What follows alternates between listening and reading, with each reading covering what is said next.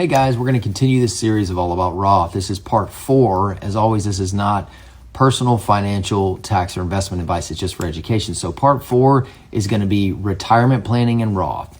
So I want to start with one concept, and that is the concept of diversification. So what do we think about when we think about Roth accounts and retirement? Well, one is it's going to give you a much better ability for you to project your tax brackets year by year as you go to actually distribute your money that you've saved for retirement. So for example, you could decide to take a certain amount from Roth, a certain amount from pre-tax accounts, and a certain amount from taxable accounts so that you have an idea of how to control your tax liability over the rest of your retirement lifetime.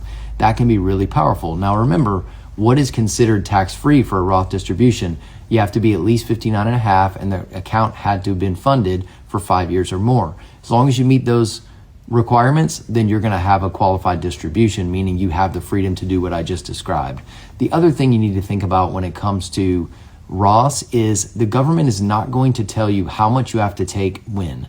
So if you have a traditional IRA and you're going to withdraw in retirement, if you are either 73 or 75, depending on what year you're born right now, you are going to have to take a certain percentage of that money, whether you want it or not. The Roth IRA allows you to have full control over how much you distribute in what years. The other concept I want to introduce here when it comes to retirement planning and Roths is the concept of a Roth conversion. So that basically means, say that you have contributed some Roth money, but you also have pre-tax money, whether that's a pre-tax 401k or a pre-tax IRA. What you can do is decide, depending on what your particular plan is, you can convert that pre-tax money to Roth money, meaning again, that just means you pay the taxes up front.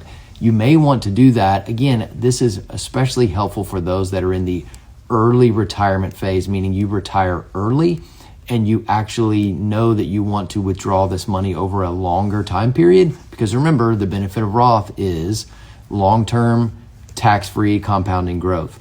So that might be one consideration. There's a lot of nuances in terms of how much to convert and when. That's why you work with a financial planner.